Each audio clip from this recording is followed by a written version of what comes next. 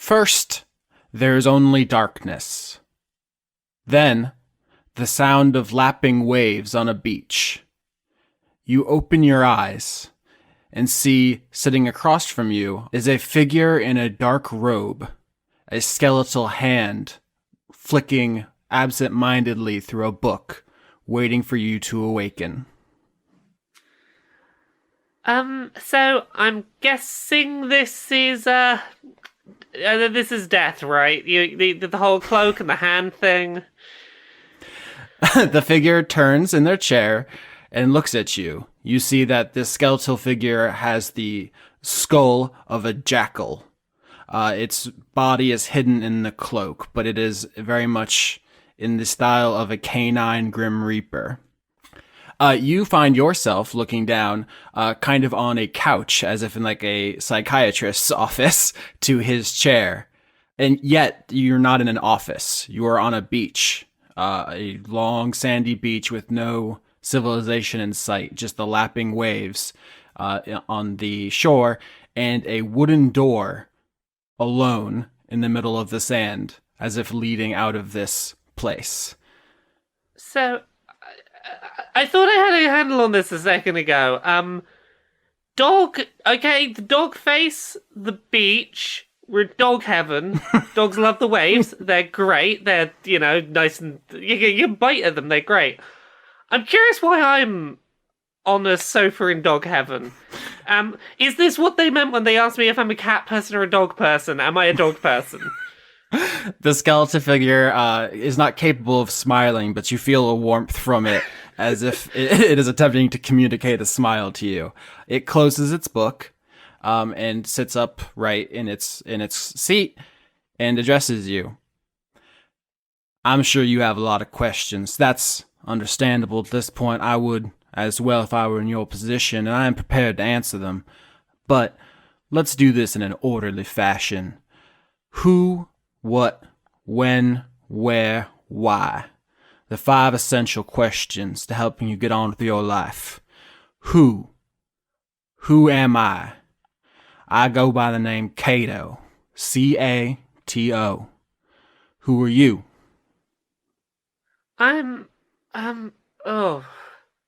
It's a Nifix?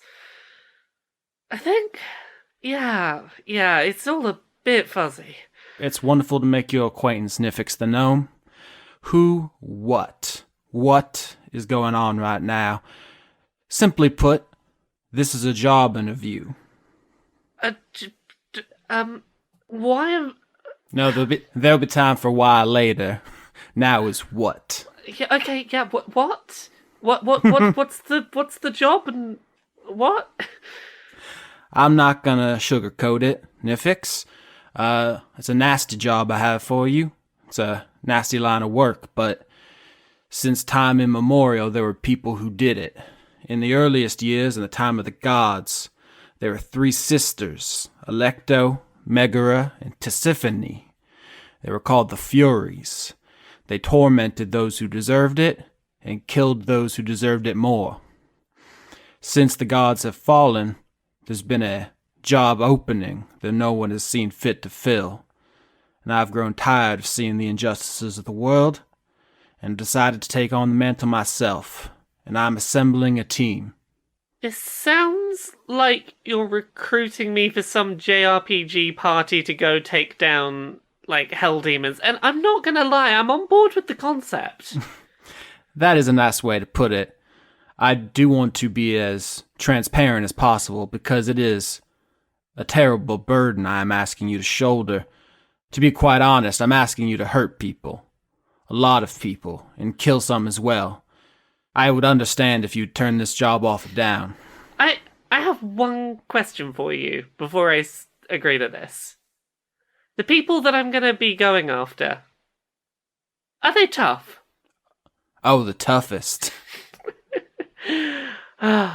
If they were your garden variety ne'er-do-wells, they wouldn't take a team of furies to take them down. If there's one thing you've got to know about me, I like a challenge. And more so, I like a challenge that I get to put a cool title like the Furies on. That sounds like my kind of challenge. I'm glad I read your soul correctly, but there are more questions to answer. Who, what, when? When are we right now? What does a calendar in heaven mean to a sundial in Asgard?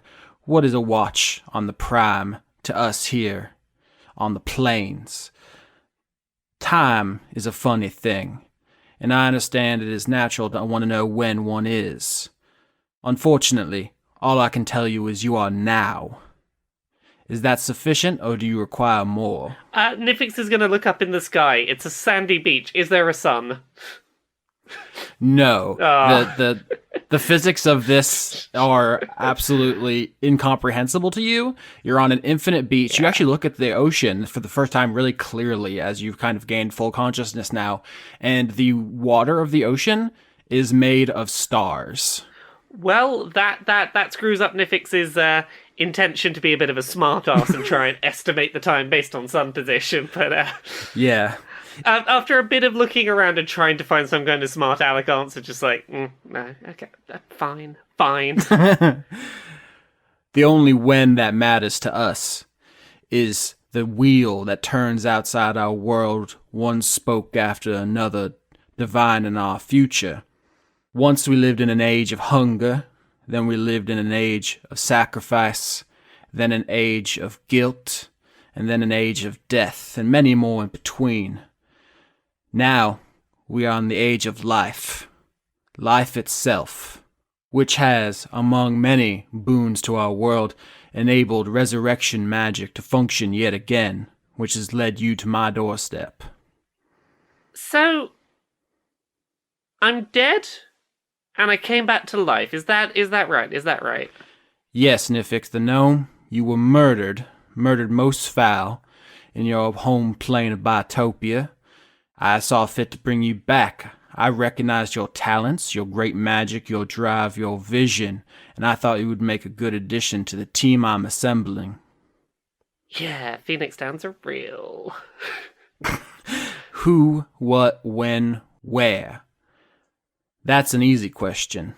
You are currently in my office. Do I get an office like this? Because it looks pretty cool. If you would like to work here, in Purgatory, you are more than welcome to try to get a job on the trading floor. It is a demanding profession. Demons, Yugoloths, devils, Sladi from all over the multiverse come here to bargain, beg, and trade the souls of the damned. If you think you could try your hand at it, you are welcome. Oh, I have no interest in that. I just want a good Wi-Fi connection somewhere with a good sun out. Trust me, Nifix, if you are half the fury I hope you are, we will find you quite a home to set up and live out your remaining years gifted back to you after your most heinous murder. Something even more splendid than this office in the sole trading post in the city of Sigil. Oh, is there anything left? I feel like I'm ready to sign on that line. Who, what, when, where, why. Why may be the most complicated. You see, I've put together this group in bits and pieces over some time. It's been difficult to find appropriate souls. A killer is easy to find, but one which can be trusted to do things in the proper way, much more difficult. Well, I certainly have no intention of just wandering the streets striking people down, but if there is someone specific and they are going to be difficult, I'm the person for you, I think. I hope so. I would feel ever so bad if I asked you to do something you were not capable of. And I do want to warn you, your teammates will be difficult. People with their kind of strength see the world a little differently from the average person. But I selected you specifically, not only for your great and powerful magic, but also for your goal-oriented approach. I like objectives. Objectives are good. I can do objectives. And I have many objectives to give you, Nifix the gnome. So you brought me back to life. I got a couple of questions. I'm guessing I can still die here? Yes, the resurrection magic, which is still very rare and powerful, has brought you back, reconstituted your physical body, and put your soul inside. But you are no more special than you were before your murder. You can still have a heart attack, you can still fall down some stairs, you can still catch a knife in the back, and you will die just like any other. And resurrection magic is expensive. I cannot afford to bring you back for every little misstep. So, do not change your behavior vis-a-vis self-preservation. If there's meant to be just, like, the right afterlives for the right people, you know, these people end up over here, these people end up here, the good place, the bad place, the place in between. Why do you need a purgatory to sort those? Surely they just, like, go where they're supposed to? The gravity of the universe is powerful, and in many cases simple. The chaotic evil are condemned to the abyss, the lawful good go to the mountains of Celestia, and the truly neutral end up here in the Outlands. But sometimes the cases are not so clear. Philosophers will debate all day, every day, about what is morality, what is good, what is evil, what is law, what is chaos, and sometimes the choices one makes in life are not so simply imprinted on the soul. And once upon a time there were people like the Raven Queen, or my great-great-great-great-great-great-great-great-great-granddad, Anubis, who sorted through these souls and put them in their proper places, where in their hearts and so forth. But since the passing of the gods, there are no more authorities to make these decisions, and sometimes we have to take these things into our own hands, or, as the devils and demons do, into their claws. I got one last question for you, and it's a little one. Why bring us back? Like, you said that revival magic is expensive. Why not just, for a fraction of that, go pay someone that's not dead to do this? A fine question. The answer is that I am not the first to have this idea, to fill the gap left by the Furies. Previously there was a faction called the Mercy Killers, who attempted very much a similar thing, paying for mercenaries with gold to strike down the wicked. But those who have not tasted death do not have a proper respect for its majesty. Mercenaries, adventurers, cutthroats, sellswords, bullies, tyrants of a slightly smaller stature. I do not wish to have tyrants and bullies in my employ. I wish to have people with a proper respect for death. In fact, the original Furies, do you know how they were brought into this world? I can't say I do. Another product of the flawed gnomish education system, apparently. No doubt. Well, before there were gods, there were titans, great primordial monsters, beasts of unimaginable scale and power. One of these titans castrated his father, and from the blood of that act, the Furies were born. To properly wield the authority of life and death, one must have experience with the ugliness and the brutality of this world, or else they'll find themselves just another monster in need of slaying. You are not a monster, are you, Nifix? I can't say I've ever thought of myself as one. Well, alright then. What do you say we get off this beach, take a tour of Purgatory, and meet the rest of the team? Why not? Sounds better than being dead, at least.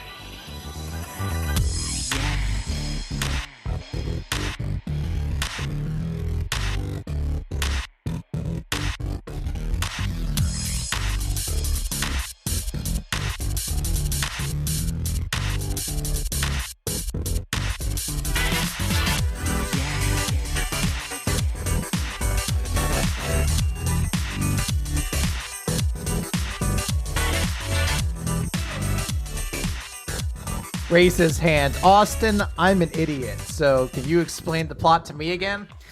I'm not asking because then I sound like the good kid. Yeah, Lauren's like, I definitely 100% know. I know we're killing people. Okay. Yeah, so the party, y'all are gonna go around killing people. Yeah. Love it. There's a bunch of different planes. Like it, love it, gotta have it. There sure are a lot of planes. Is that where we want to start? Planes. More than any season of Dice Funk we've done so far, the number of planes to learn, like, off the bat, it feels like a lot of places. Yeah, I mean, neither the players nor the audience need to memorize all the planes before we start. Any information you need will either be explained to you or you will roll for it in the D&D tradition. So, I guess to set things up, this is season 6 of Dice Funk, an actual play role-playing podcast. We're playing D&D. You don't really need to know that much to enjoy listening to this. We're going to pretend to be fantasy characters, and we're going to bump them into each other until they die or fall in love, and then we make jokes about it. That's the show, right? Yeah, but Austin, I've never played D&D. What do I need to know in order to understand this show? Well, you have to understand the language. English is probably the most important thing. Nani? And the second most important thing is that we're going to say numbers, usually on a scale of 1 to 20, and 10 is average, and you can judge how well someone did at something by kind of how they land on that scale. If there's a spell that's really broken, you can sometimes get your number up into the 30s. That's amazing. If someone rolls a 20, they get a crit or a critical success. They usually succeed no matter what, barring something like, I want to punch the moon. Like, that's not going to happen. And Well, now I have to make it happen. you're going to try. And a 1 is a botch or a critical failure, and you do so poorly that I have to improv something very bad to happen to your character. Characters is probably where we should start, in players. Fuck. Is that a command or a... No, I just realized I said I should probably introduce the players first. So if you're listening to this, you probably know all of us, but just in case you don't, I'm Austin Yorsky. I'm the Dungeon Master. The DM of Dungeons and Dragons is the narrator. They play all the NPCs, the non-player characters. I'm also like the person who keeps track of the rules and the math and stuff. That's me. If you don't know me, I used to be in the video game industry, and that was bad. And then I went to law school, and that was also bad. So now I pretend to be an elf on the internet, and that's going okay. If you want to support me or this show, patreon.com/Austin Yorsky is where you can make that happen. It's also where you can get in the credits at the end of the episode for $5 or more. We're going to shill stuff up front for the first couple of episodes, but then eventually we'll probably stop doing that once you're more comfortable with us, although there's always credits at the end, and they're actually kind of funny if you listen to the credits. Yeah. Lauren and I usually really shriek at each other, just inhumanly. Oh, yeah, it's a great time. Wow, you guys are selling it. The people enjoy it. I don't know what to say, but yeah, I'm Austin Yorsky, GM, and I'm going to play everybody but the main characters. I guess whoever wants to go next, introduce yourself, shill your stuff. I'll go next. Oh, damn. I have energy today, and thus I will start things off. I'm so proud of you, Chris. This is the one time it'll happen. Hey, everybody, my name is Chris Larios, sometimes known as RolloT, sometimes known as Big Papa Pump, sometimes known as the best there was, the best there is, and the best there ever will be, sometimes known as Sexual Cheesecake, sometimes known as Big Papadopoulos. That's Chris. He does have a Yeah. lot of energy today. And I do a manga podcast on the internet. It's pretty okay. If you want to listen to that, it's called Weekly Manga Recap. You can find it on iTunes, Podbean, weeklymangarecap.podbean.com. And if you'd like to support, you can do it over at Patreon at patreon.com/weeklymangarecap. Damn, that was good. He's real funny, and he's real good at making people have feelings and then do a cry. And this season, I'm playing an idiot, so that way, Yay! I don't have to stretch my limitations as a human being. Oh, sure. Are we talking about our characters now, or are we just doing the players, Austin? We're doing players first so they can get used to the voices, and then we'll move into characters. Okay, and that's me, and I make shrieky, awful voices. Goodbye. Forever. One of the chief difficulties with the whole podcasting medium is differentiating the straight white dudes. It's a problem, so you have to be very clear up Well, front. this is where I'll jump in then as one of the not straight white dudes. Woo, hello, I'm Laura. I do stuff on the internet. I largely talk about video games. I've sometimes done it at big websites, but now I do it for myself. LauraKBuzz.com, that's where you find all the things. I'm on Patreon, Laura K. Buzz on Patreon. That's what pays my bills. What do I do on the internet? I wrote a book about video game character butts. That's happening soon. That's a thing someone allowed me to create. I got a book coming out about being trans and on the autism spectrum. That's coming out in like a month, and that's terrifying. And I basically just use the internet as a place to write about how I want to smooch all the ladies of the MCU a whole bunch. Go check out me doing that on the internet. It's me, Lauren. Hi, Lauren. As not to be confused with Laura. Yeah, I'm Lauren, who is not Laura, but we both have bluish hair. Yeah. And we're both not straight white dudes. So. Yeah, we're the two bluish-haired, not dude ones. Wow, we really did not think this through, did we? No, we didn't. No. You guys know me, if you know me, from season 2, where I piggybacked off of Austin's fame. And just stay here because I cry a lot if he tries to kick me off. Sorry, bud. That did happen. That did happen. But yeah, I'm just here again. I'm not famous or anything, but you can hit up my Twitter, which is Rargalicious, and I sell pictures of my titties. Check it out. It's a real good Twitter. It's a good one. Go check out that Twitter. How do I follow that? The titties. How do I follow those? Well, you follow them on Twitter. Yeah. But Oh, I should probably mention there's links in the description of this episode wherever you found it on Patreon, iTunes, Podbean, YouTube. We have a channel on every single thing, Google Play, and in the description there's going to be links to all of our social media accounts, all of our supports, and also any other media you hear in the episode, like music and whatnot. So if you don't know how to spell Rargalicious, A, you're not alone, and B, it's in the description. You can click on it. Oh yeah, thanks, Austin. You're welcome. Conrad, tell us about yourself. I'm glad you also made the observation about the spelling of Rogerlicious. I was like, no one's going to get that. I'm Conrad Zimmerman. I am a writer and podcaster. I can be heard on the Spin-Off Doctors, where I talk about video game-based movies, Of Horse, a BoJack Horseman fan cast, where we're just getting into season 3 right now, and that's deeply painful. And speaking of awkward, painful things, I also do a comedy podcast called Boston's Favorite Son, where my friend Jim and I work to bring our friend Jonathan off-road rules back into public prominence. And so you can find those on all of your podcast things. Other than that, you can follow me on Twitter also at Conrad Zimmerman, because I am boring. All right, so as we alluded to at the beginning, assuming I left all that garbage in, this is a very plane-centric season of Dice Funk. What's a plane, you may ask? They fly. You're too far behind. I can't catch you up if you don't know what a plane is. Please, no, please, you gotta know that much. Okay, so you don't need to know anything about Planescape to enjoy the adventure we're about to go on. In fact, I have it on good authority that none of the players in this call have ever read a Planescape book or played the Planescape video game, which I vigorously recommended for 5 months. It's so amusing. Austin specifically called out. He's like, hey, Planescape Torment's like $6 on, I don't know, whatever, good old games to the Epic Store. Who knows? One of those platforms. He's like, it would really do you well to play it. And it was like a collective group of people who were just like, sure. Nobody's making eye contact with the teacher so they don't get called on. I got as far as buying it and downloading it, and my knowledge of the planes is basically kind of like different dimensions, sort of. You guys had $6? I started watching a Let's Play of it. And then I was like, and then I've never gone back. Okay, so you don't actually need to know that much, either players or audience, because anything you need to know will be explained, or rolled for, and maybe you'll get it wrong and die, but who knows? Death's on the table, that's the kind of show this is. The important thing is that in the D&D world, there are the inner planes, where most D&D takes place, your pretty standard fantasy setting with elves and dwarves, your Lord of the Rings bullshit, you know. And then there's the outer planes, where we're going to be spending most of the season, if not all of it, and the kind of the gimmick of Planescape, or one of them, is this like wacky world of angels and demons and stuff that's usually on the peripheries of traditional D&D. Now you're smack dab in the middle of all of that.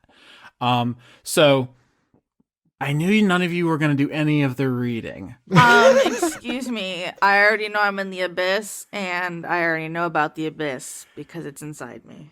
Okay, so I know about my plane. I don't know about the rest of you. I read about mine. So there's a plane for each alignment. I'm sure most people are familiar with the basic alignment chart from D&D, lawful to chaos, good to evil, and if you make that kind of a graph, right, and then a circle around it, it's a wheel. wheel. It's like called the Great Wheel of planes, and you can basically think of them as being all on the different points of that chart.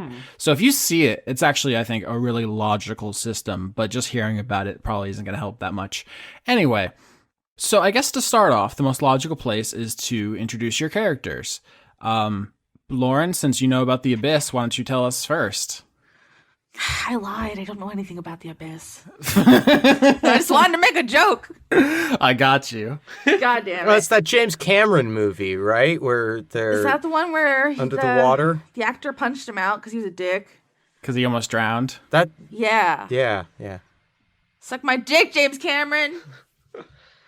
Okay, so I guess I have to talk about stuff. You really should for the show. So, this season, my name is Cordelia Heller. Like, if you've listened to season 4, you get it. If not, that's cool. I'm a warlock. I'm chaotic evil because I'm a serial killer. And my warlock patron is the Raven Queen, who allegedly is my girlfriend. So it's not the Raven Queen. That's the name of your patron in the Yeah. Unearthed Arcana. Actually, was it from Xanathar's Guide to Everything? Is that in here? Anyways, so I have cool raven stuff. I have it's called a sentinel raven, but he's basically like a familiar, and I named him Gustav. I can like turn into him. It's weird. It says I merge with his form. I'm not really sure what that means. So first of all, we should probably establish your level. This is the highest starting level in Dice Funk history, and will almost certainly be the highest level we reach. I can only imagine if we do some kind of epic level stuff, it would be like a one shot, because it's hard to sustain higher levels than we're going to get to. That's fair. Also, I'm the worst person to go first. Why would you do this to me again? I know you have your sheet in front of you. Tell the audience your number. Suck my dick. I'm a level 9 warlock, which is a lot of levels. That's where we finished last season. Yeah, in some ways we're continuing on the power curve as if we had never left, but I do want to really be specific, because the nuance here is so important for your character. The name of your warlock patron is the Raven Queen, but you are not dating the Raven Queen, who is a canonical character who is dead right now. I'm dating a raven lady. A Valraven, which is a Danish it's a mythological creature from Danish folklore. It's a shape-shifting raven who eats the bodies of the dead. It's real dope. So let's go chaotic evil. What's your species? Did you even say that? I didn't. I'm a Yuan-ti. What's that? It's a snake. I'm an indigo snake with no legs, because there's snake people with legs and without legs. And I have no legs because the Hellers don't have legs, and also I can fucking fly anyway, so what's the point? I chose indigo snake because they like to smash their stuff against the rocks and kill it. It's real cool. So you're a human-sized snake lady. How human are you around the torso and head area? Because Yuan-tis can range from just a snake to a person with a couple scales on their body to anything in between. There's one Yuan-ti which is like a snake with snakes for arms. Oh my god, I wish I had known that. I think somewhere in the middle, because I want to have cool hair. But also I like snakes. Yeah, when I googled snake lady to find an icon for Roll20, Roll20 is the app we use to roll in, and so we can see our icons and so forth. The most overwhelming images was from the anime Monster Musume. Anyone want to admit that you are aware of this thing? Nope. I have no idea what you're talking about. I'm aware it exists. I'm not proud of it. It's a very horny anime about, I guess, magic or monster girls, and the main girl is a snake lady. So that's gonna always come up if you're looking for snake ladies. Yeah. Just FYI, something I learned this season. But she's like snake from the human torso down, and then human up. So what's your conduit? Thank you, Chris. God. Chris, my beautiful child. And speaking of which, what are conduits, Austin? Yeah, Austin, explain conduits while I gather my thoughts. I'm a new D&D player, and I know everything about the Player's Handbook and the Dungeon Master's Guide. It doesn't mention anything about conduits in there. Good question, Chris. I'm glad you're so full of energy today. It'll happen once, Austin. Next week, I'm back to not talking till 20 minutes in. That's going to be extremely sad. So the Dicefunk universe is mostly like the canon D&D universe with a couple exceptions. The first big one is that all the gods died. Oops. All of them? We thought that we missed one or two, and then we cleared them up later. They're all dead. Took care of it. The second thing is that Plato, the Earth philosopher, Plato's theory of forms is correct in the D&D universe, which means in addition to the physical universe that everyone knows and loves and exists in, there is a non-physical universe where every single concept exists in a perfect state. So we call these forms such as love itself, hate itself, sandwiches itself. That's the kind of terminology we use. And the final point of divergence in our universe is conduits, which is the connection between people and those forms. And it mostly works out as far as the player characters are concerned as kind of superpowers. That's not always the case. Most people are just kind of good at one thing or passionate about one thing, as people are in real life. But most of the adventuring types we're going to run into are people who have a special connection that gives them some kind of cool ability. And that's what Chris is prompting Lauren to talk about. It's me again. Hello. Hey, Cordelia Heller, Chaotic Evil Warlock, what's your conduit? Cordelia is the conduit of expression. She is an artist, and so the conduit expresses that. Anyway, so Cordelia's medium for art is bodies. So any work of art she does, it's made out of a person who is now dead. I killed them. Sorry. But for my conduit, I get to turn their bones into cool weapons. But I have to kill him to do it, which is fine because I wanted to kill him anyway. It doesn't have to be bones, and it doesn't have to be weapons, but usually it's kind of the monster hunter thing that people are familiar with, where you turn things you kill into items. Yeah. Maybe I should make some haute couture. Yeah, you've got to go kill the same enemy a bunch of times so you can make a cool suit of armor. This was actually, fun fact, a deleted feature, a non-implemented feature of Planescape Torment, everyone's favorite CRPG. Oh. You were originally supposed to be able to make armor out of people's skin. That was not implemented, along with many things of that game, which had a very troubled development history and is a commercial failure. Also, Planescape, the book series, also failed and was canceled. I hope there's no connection. Anyway, anybody else want to talk about their character? I will. I want to. Okay, fine, Chris, go on.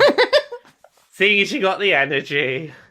I gotta get it in. This monster energy's only got so much time before it goes out of my veins. So the character I'm playing this time, his name is King Badass. And I knew it was coming and it still got me. He is a Lizardfolk Fighter, specifically a Mexican alligator lizard, which are teal, or can be green, but I'm teal, and also specifically a samurai when it comes to a fighter. He is the conduit of instinct, which gives him advantage on insight checks and dexterity saving throws. He has a young daughter, an adopted daughter. Her name is Princess Lime. She is an Azamar, which are essentially like angel people, not actual angels, but normal people that have angelic like features to them. And she is the conduit of limes. And because limes, yeah. The fruit? Yep. Okay. Name's Princess Lime. She's the conduit of limes. Bitch loves limes. So Bitch loves lime. because my character is working as an assassin, that means he has to be away from his daughter a lot. So he does have somebody who watches over his daughter. It's a beholder named McNuggets who likes to break dance. He's the conduit of rhythm. That's a very minor thing, but Austin never stopped me from adding this into my profile. So that is canon, and now it's been presented to all of you that way. Oh, God. Beholders for the audience are a big floating eyeball with a bunch of eye stalks on them that shoot lasers. So it's the ideal babysitter, really. Yeah. Exactly. And he break dances. It's a combination babysitter and home invader alarm. Mm-hmm. Yeah. King formerly was raised in a villain organization that's not really all that important, but in that group, they took a bunch of kids and they raised them up and they gave them all numbers to address them as until they got old enough to choose their own names, which is why he's King Badass. He chose that name himself. No one calls him that. Everyone just calls him King, but that's how he got the name. And he was in that group for a very long time as the number 2 ranked killer in that group. The number 1 ranked killer was a tabaxi named Lloyd, who was a British short-haired tabaxi. He's the only other member of that group who's alive. The entire organization was killed, and they'll never be relevant again. It's just those 2 who survived, so it's worth knowing that. Afterwards, I like the way you say that, like you get to decide that. they're not going to be important anymore. So they're the only 2 who are left. Afterwards, King adopted Lime and then went to work as a mercenary, and he likes to fight strong people. That's sort of his thing. And he ended up finding somebody who was a little too strong. So strong, they basically instantaneously killed him. And he's not really sure what killed him. He has an idea of what it is, but it was pretty brutal and happened pretty quickly. So we'll see if that ever comes up again. And now he's working as the thing that we're doing right now, the Murder Man. Big murder boy. That I definitely have all the information on. King is a true neutral fighter.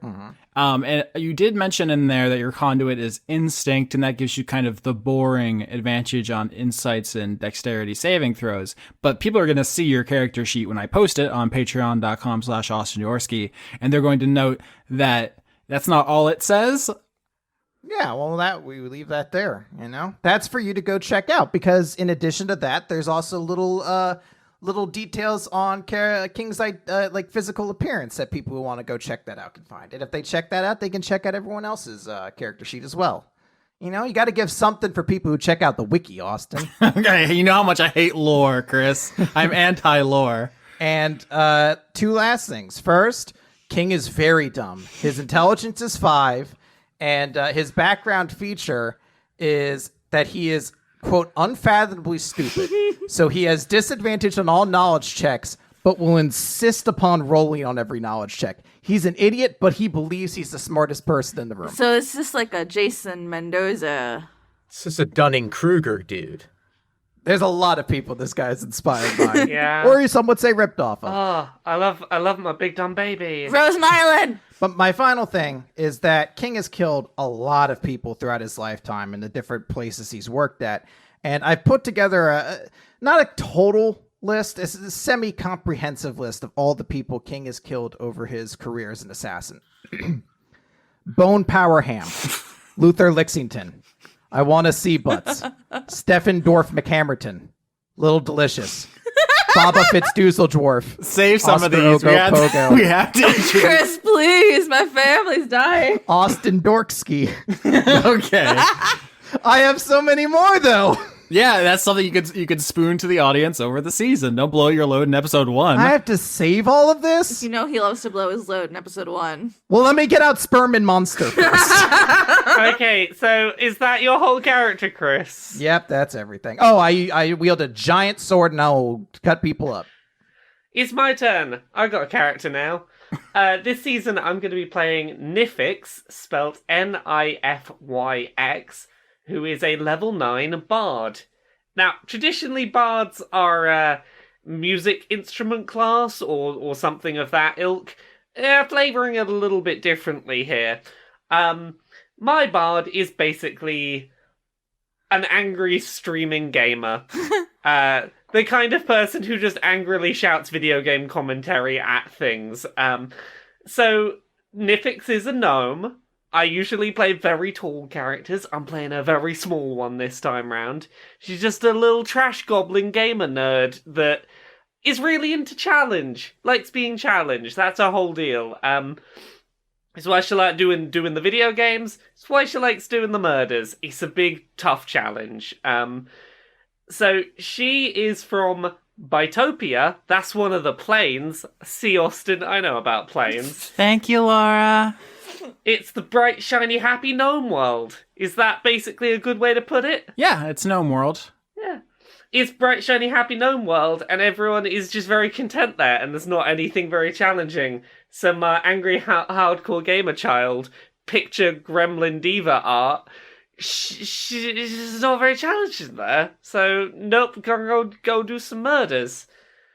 she wants a challenge, whether it is a smart thing to want a challenge or not. When me and Austin were talking about the character, the comparison we kept coming back to in terms of the way they view challenge is Goku from Dragon Ball Z, in that it's basically like chaotic good. Not gonna go out and just murder people for the fun of it, but if there's a murder that needs doing, if there's someone that needs stopping, they're gonna go do that kill. And if there is an easy way to get that kill, the sneaky stab them in the back while they're not looking, that's not Nifix's deal. It's like, no, I want you to get to full power, I want you to be a proper threat to us, know we're coming. Now we can fight, let's do it on proper terms, let's have a challenge. Nifix's conduit is the conduit of challenge. Once every narrative arc, I can challenge someone to a difficult duel of some kind, and I can be very elaborate with what constitutes that duel, with very specific states for the winner. Winner takes all. So, the example Austin gave when we were hashing this conduit out was I could challenge someone to a sword fight where the winner absorbs the magic of the loser to restore their spell slots or something like that. So once per arc, I get to go, here is my shadow game, do my do a card game for your soul.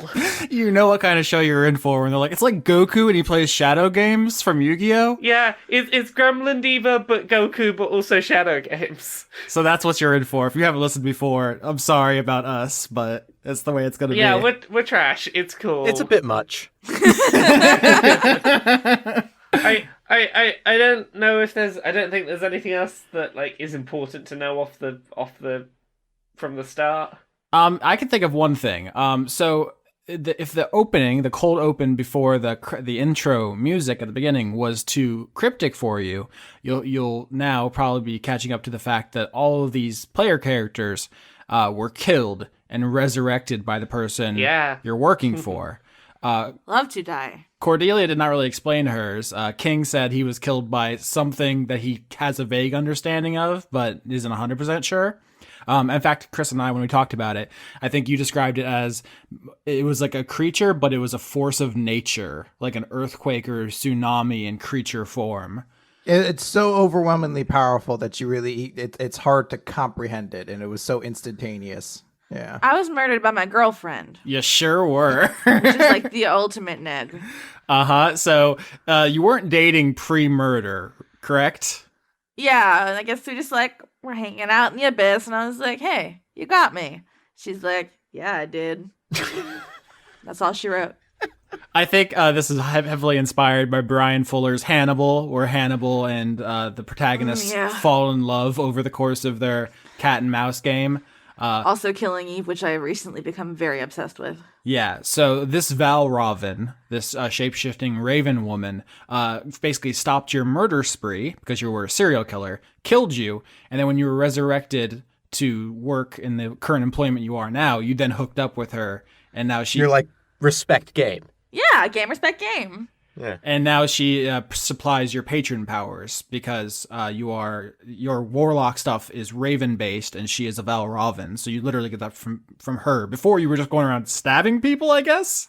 Sometimes you just gotta get a good stab in. Call me the Valentine Ripper. You love to stab, but that brings us back to Nifix, the chaotic good gnome bard. How did you die? So Nifix was just doing a gaming stream in some gaming tournament and oops, died on stream. That's not great. Don't know entirely what happened there. Nifix's whole view of that is basically, oh, I died and then got revived post-death. That's protagonist level stuff. I am the protagonist of the game now. This is my quest. I gotta work out what happened to me. Go do my video game quest because I got brought back to life and video game stuff. Yeah, Nifix has a proper murder mystery on her hands. No idea how she died. King has a vague idea, and even if he found the party responsible, he's not sure what he would do about it. Yeah. And obviously Cordelia is currently on top of her killer. Am I? Nifix is basically just like, I'm pretty sure that the amount of, like, trash food I was shoveling in myself wasn't enough to kill me at this age. Like, I probably... Something was suspicious there, probably. Very suspicious. So let's move to the final character, Conrad. You've had to listen to us talk about anime for a while. I apologize. No, it's fine. I can't relate. Well, I can't relate like post 2003. Understandable. Oh, but you know that Ronin Warrior shit real good, right? Hell yeah, Ronin Warriors! Fuck yeah! It's a Ninja Scroll podcast now. Now you're talking my language. Yeah, I am very familiar, awkwardly, with Ninja Scroll. So I am playing Blake Ferris. Blake Ferris is a human, and I'm not going to give a whole lot of like physical description of Blake, because Blake is whatever boring human you want him to be. Austin. Oh, fuck. That was a good one, Chris. If that's how you choose to visualize it, that's fine. That plays into Blake's conduit. Blake is the conduit of mundanity. Fuck. Oh, he's just Blake Dudesworth. He's just Blake Dudesworth, and so the upshot of that is he's utterly forgettable. Does that mean if I forget your character's name at any point this season, I can just insert generic man name? Pretty much, and he will probably respond to it, yeah. He's Tom McBoysworth. He's the protagonist of a AAA shooter video game. So anybody who spends less than a full day in his presence is likely to forget what he looked like once he's no longer around them. Which has worked out really well for the career path that he wound up on, which was to be an assassin, albeit for an insurance company. So his past is that he wanted to retire young and never have to worry about money. And he was recognized for this ability that he had and brought into an arrangement with an insurance company where he would eliminate high payout clients ahead of when it was expected that they would expire. And make sure that they died in ways that would invalidate any insurance claim. My God. He's a dick. He's a real dick. Yeah, what's that alignment? Because when you brought this character to me at first, I was like, this is a little dark for our comedy show. Oh, he's neutral evil. Yeah. Yeah. He's entirely self-interested, but he doesn't really have he hasn't really spent any time thinking about, or setting forth having experiences, because he was so singularly focused on not ever having to worry about money. And he had this whole career path laid out for him to where he was going to be able to retire at 35. And upon completion of his last mission for the insurance company, 2 days before his 35th birthday, he stopped for tacos at a street vendor and died of food poisoning. He literally died 2 days from retirement. Mm-hmm. Just he always is the way. He's a real cliche. That's a bummer. But he's a wizard with an illusionist focus. So he has lots of spells. So Blake Ferris, the human wizard, illusionist specifically, neutral evil, the conduit of mundanity, where people who spend less than a day with him can't remember who he is. Which, when you first brought that to me, I was like, what could he possibly use this for? And then I thought about it some more, and I realized this is potentially the most powerful power anyone's ever had. Because you could do fucking anything and then just run away, and it's like it never happened. It's like the neuralizer from Men in Black, and it's very powerful, and I'm frightened. But it's also so excruciatingly dull. So yeah, let's go through one more time. So just summarize your character one sentence if you can. Lauren? Cordelia Heller, fabulous serial killing artisan. Dates birds. Get these motherfucking snakes off my motherfucking planes. There we go, I guess. No! XXX Niffin 69 XXX hashtag gamerscore. Level 9 bard who is basically a trash goblin Gremlin D.va Goku also does shadow games. Trash gambling. Likes a challenge. Really likes a challenge. King Badass, level 9 fighter, Lizardfolk. Also killed Margaret Tomahawk, Otterman, Flip Dipperson, Trustwad Doozelhauser, Ludicrous Bacon, Mayhab, Titzabursten, Senor Von Cross, Second Higher Conrad, Applesauce. stop him. Car, please. Blake Ferris, human wizard. That's it. Yeah. Conduit of mundanity. That's what his business card says. Blake Ferris, human wizard, whatever. Tom Boysmouth. All right, so where our adventure begins is the four of you have been working together for a little bit of time. You know each other on a kind of a surface, shallow level. There's a lot more to dig into. But you've all been revived by a mysterious figure known as Cato, C-A-T-O. And this person who brought you back from the dead and offered you the chance to live again if you killed for him has sent you on a mission. And that's where we begin this adventure. You are in fact walking up what is known as the Infinite Staircase, one of the easiest ways to get around the multiverse, all the different planes. There are obviously portals between all of the different planes, and there's the Yggdrasil, the world ash from Norse mythology, which connects all the planes. But you're currently taking the Infinite Staircase up to your next hit, where you're going to kill a person, who I will describe shortly. But before I get there, what are you all talking about as you kind of trudge up the Infinite Staircase ahead of you? I just want to make a point that I am not climbing. I am levitating because I have Ascendant Step. So... I just want to start by asking Austin a question. Is this never-ending staircase going to be really disappointing, like the never-ending story that I desperately wanted my money back for false advertising? Is this staircase going to end? the story did end. Yeah, the story did it. It was still a good movie. Yeah, but like, is this staircase going to end? Well, once it was out on DVD, you could just put it on a loop. The Infinite Staircase, in fact, has many ends. It ends in all the planes that it reaches. So Following. it's infinite in the sense that Planescape's geography is weird. Here's the easiest and iconic example: is that the core of Planescape's adventures take place in a city called Sigil. According to Monty Cook, who designed it, he says it's pronounced Sigil, but I do not accept that. I don't like it. I'm going to pronounce it Sigil. But a sigil is a city that is a ring that floats around the top of an infinite spire. So it's Halo. Well, let me explain this again, if it's not clear. A spire that's infinitely tall. Infinite. I can comprehend that. At the top of the spire that is infinite, there is a city. How can something be infinite and have a top? It's literally not possible, and yet that is the hub. That's the New York City of Planescape. So right off the bat, like physics, logic, all of that's negotiable. Okay. This is kind of like what gives Planescape its flavor. So Nifix is running up those stairs, having to run twice as hard as anyone else. Teeny itty bitty little legs. okay. Itty bitty legs. Cordelia's floating because she's a snake. Also, I have finger waves because they're classy. Wait, what? It's a hairstyle. Look it up. Okay.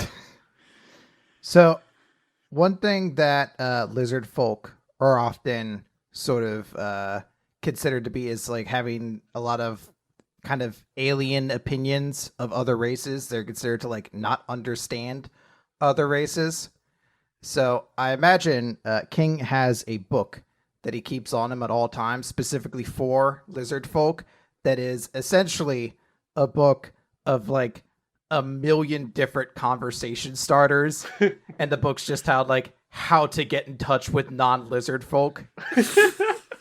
And he's going to be flipping through the book and he's going to be like, so are you guys a cat person or a dog person? Cats are quieter, put up less of a struggle.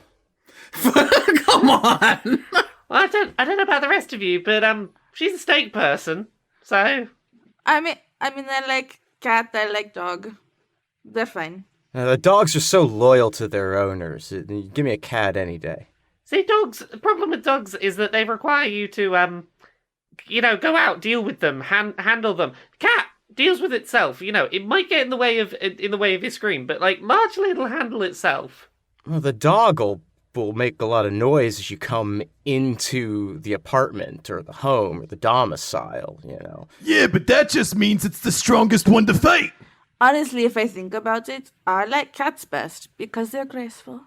I mean, really, if you have to fight the dog, you've kind of already lost. Do you want to just sort of come up behind the dog? Yes, I agree with the boring one. I never thought about fighting it, but I suppose it is more of a challenge. Okay, that's fine. Dog, you've won me over to Team Dog. So, how long have you all been killing for? Forever? I've been killing for a long time, and I don't want to get stuck with amateurs. Define killing. You know what I'm saying. Like, we all know what killing is. Okay. Are we talking? Do 360 no scopes count? Are we talking about? Yeah. Do we talking about the actual murders, or like how long have I been like killing people with virtual guns and whatnot? Oh no, real murder. Oh, then like a week. I don't know. It's not been that long. When did I wake up? Everyone here is a seasoned killer, except for Nifix, who just really loves challenge, and so was a very easy person to convince to do it. And also, she's a very adept at magic, and so is very useful. But the rest of them made their careers, or I guess in Cordelia's case, hobby killing. And you're just like, I'm very magically powerful, and I love doing things. Nifix is like, I did RTX. I did RTS games. I can totally like point people at stuff and buff the click the thing to do the buff so that everyone is strong and that we win. I've been killing forever, really. I'm trying to think. I think Tugs Kringo was the first one I killed. Oh, fuck. We gotta disarm him. I got started at college. If you die, can I turn your skin into something? Turn my skin into something? Yes, it's a lovely deal. Well, I don't have skin. Well, that's what flesh people have. You know what I mean. So wait, is your book titled Talking to Flesh People for Dummies? Yeah, basically. And to your response that you know what I'm talking about, King's just going to kind of tilt his head, kind of like a dog does when it's curious about something. He's just like, but I don't. Never mind. Okay, so as Cordelia offers to skin her fellow party member, the party reaches a point on the infinite staircase where they see what they came here to see, or at least the first stage of it, at least. Ahead of you, there is in a blindingly large queue a series of floating balls of light. You are all familiar with these, or they've been explained to you if you're not familiar. These are called lanterns. They are the form of petitioner on the plane you're going to. So real quick, petitioners are the souls of people from the inner planes, the normies from a normal D&D campaign who have died, and then their souls go to the afterlife and they become petitioners. The form the petitioners takes depends on the plane. For example, if your soul goes to the Beastlands, which is one of the afterlives, one of the outer planes, you become an animal that somehow matches your soul. If you are going to Hell, the lawful evil plane, you become the lowest form of devil. You are currently on your way to Mount Celestia, or the Seven Heavens. We can just call it Heaven. Oh, okay. And the petitioners in Heaven are lanterns, literally floating balls of light, sometimes with little runic symbols floating around them, or sometimes little wings. Think like Navi from Ocarina of Time, just a floating ball of light with little wings. And they're forming a queue here up to the gates of Heaven. But you can't see the gates because the queue is so backed up down this staircase. It goes on as literally as far as you can see and well beyond that. And you knew this coming here because of your mission. You have been told by your employer, Cato, that the gates of Heaven have been closed and no petitioners can get in. This decision was apparently reached by the person in charge of the first heaven. This is, of course, Mount Celestia, the seven heavens, so there's seven of them, but the first heaven is where the gates are. This decision was reached by someone called the Metatron. Okay. That's who you're here to kill. That's fun. That's a Bible thing. Wow, we're so low stakes to begin with. Yeah, we're just killing the voice of God. I'm glad you said that, Lauren, because the Metatron is not from the Bible. Oh. It's from rabbinic tradition and oral tradition, but it's based on a biblical story when Enoch is raised to heaven while still alive. In my defense, I was raised a godless heathen. That's true. But yes, so the Metatron is the voice of God traditionally. Obviously, all the gods are dead now, so the Metatron is in charge. Whichever celestial being is in charge of heaven is the Metatron. That's a title. So he's the closest thing to a god. It's who else could close the gates of heaven? Yeah. So that's who you're here to kill. Do we know anything about the appearance of I keep wanting to call it Metatron. Did we roll religion? Oh, I wanna roll religion. This is the first roll of the session, so the first roll of the season. It's very exciting. I rolled a 0. Wow. You sure did, buddy. So the way group rolls work is at least half the party needs to succeed against the DC, or difficulty check, which is a number I have in my head. 11 for me. 10 for me. 12 for me. So the party does not pass. So you do not know what the Metatron looks like. Kato told you that you need to find that information on site. It shouldn't be too hard. He is the guy in charge. But that's all you know for now. Like I said, the Metatron in Judeo-Christian tradition was a person raised up to celestial status. So it may not be a regular angel the way you have angels pictured in your mind. Cool. So is there anyone around? That's a good question. Why don't we roll perception? I rolled an 11. 11. 20. I botched. Oh no. That's not good. So here's what happens. The party fails and our good friend Blake botched. So as you walk up the infinite staircase, you see all these lanterns floating around. They're in an orderly queue. This is the lawful good outer plane. The most lawful, the most good Celestia is. And so all of these lanterns are the most ordered and goodly and behaved. If you were in one of the lower planes, their petitioners could be like wild and violent. These are just the absolutely most disciplined little balls of light you've ever seen. And you're walking up to them, looking around, and our good friend Blake is not paying attention as he gets ambushed by something that's hiding in the queue. Aww. Looks like a friend. It's a big red battle toad. Okay, so He's a big frog. Okay, so what jumps Blake is called a slod. S-L-A-A-D. The plural is sloddy with an I at the end. This is a single slod. It's an anthropomorphic toad, roughly human-sized. So the slod have undergone numerous redesigns over the years. They used to be literally just frog people. Now that's another species called the bullywug. The slod have been redesigned repeatedly to be more like primate-ish, and they have a much more hunched stance, and they're more muscular. They also have bladed knuckles, like usually have like Wolverine claws, or just their own fingernails are like velociraptor, sharp and long. So they're not comical. When you think like frogman, toadman, that's kind of like a funny thing. But this one is bright red. They come in a number of colors, which have specific meanings that you would need to roll to know. But before you can do that, Blake, this thing latches out and begins stabbing you with its razor sharp claws. How does that sound? Owie. 13. Yeah, that's a hit. Blake, I rolled very badly. You only take 5 damage as the slod stabs you in the back as you try to walk by the lanterns. Ooh. Unpleasant. So I'm going to ask what is potentially a very stupid question, Austin. Mm-hmm. I would like to roll insight to determine if this is an aggressive act or some weird kind of ritual. There are a lot of planes, a lot of weird things. Uh-huh. I don't know. I want to get the impression as to whether or not I should be immediately jumping in to kill this guy. All right. So 14.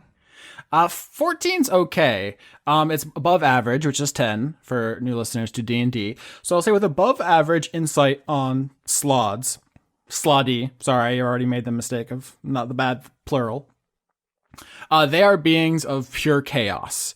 Every alignment has what's called an exemplar. It's a creature that is made from that alignment. So angels are lawful good, not just morally. They are made from lawful and they are made from good, which are like atoms in the D&D world.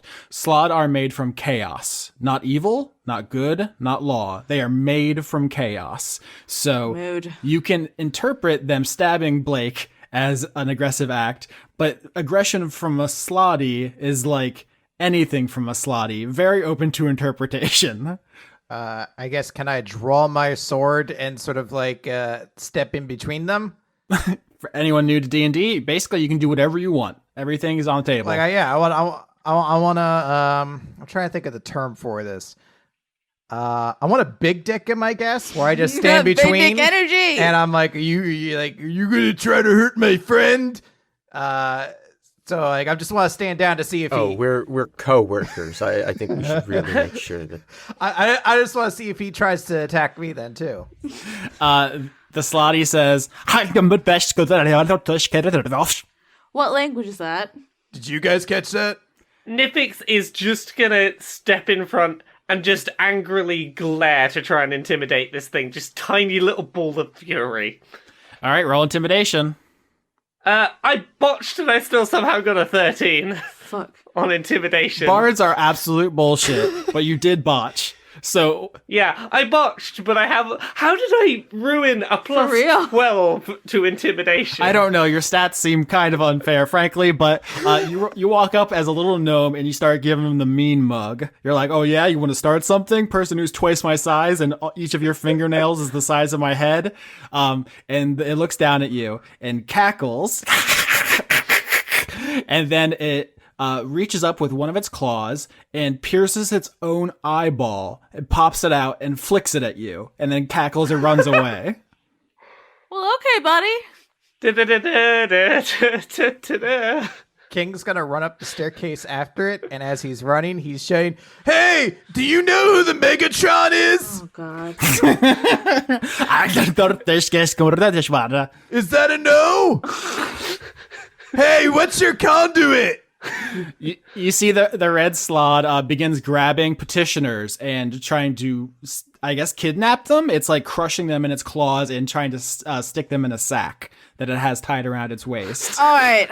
I'm tired of this. I love this thing. Cordelia is going to cast Blight. Mm-hmm. That's a Constitution saving throw. All right, let's see if you can fuck with the frog.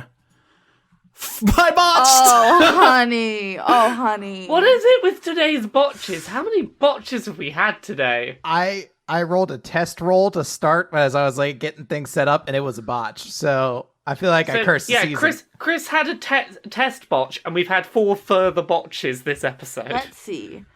Well, I didn't mean to roll it twice. Is that 43 damage? That's 43 damage. It's 98. So an important thing for the audience to know is that because this is a podcast, I've done a little bit of behind the scenes shenanigans with the math.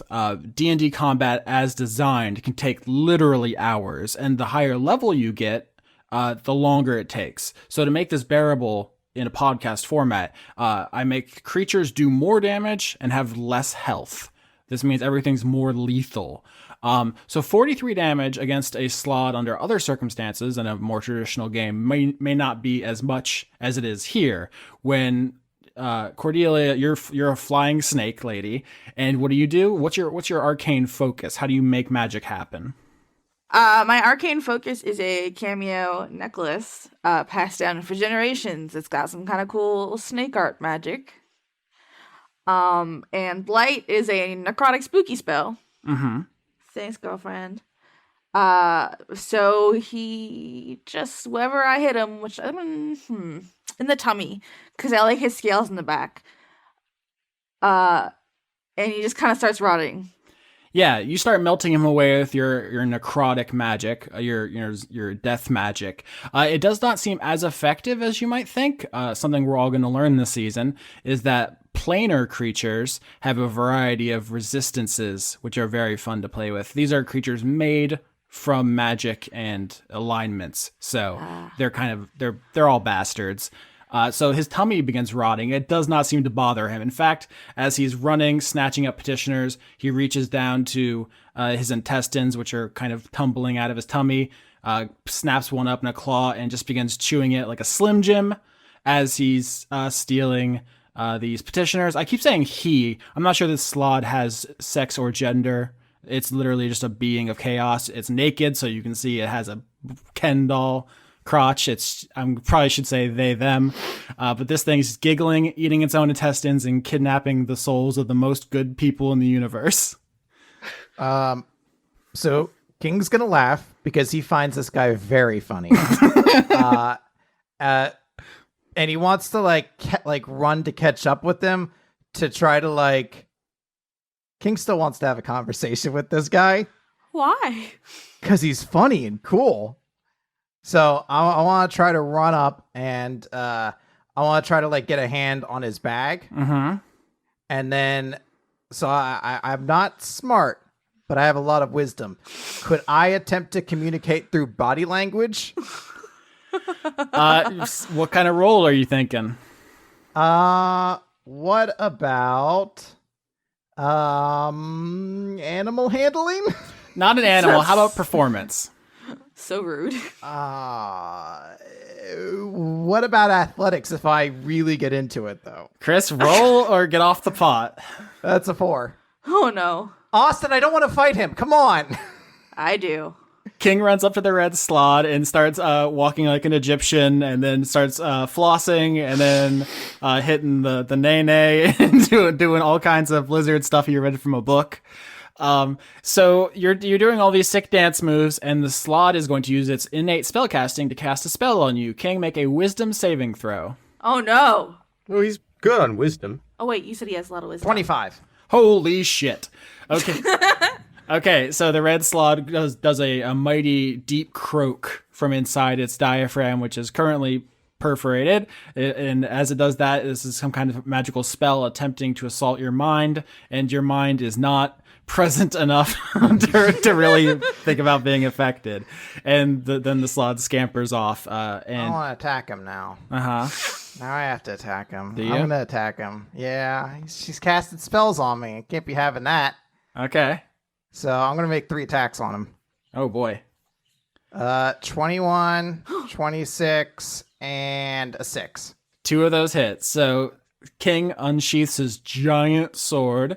So the name of the class you are is samurai, but you're not actually samurai in any cultural, meaningful way. No, not at all.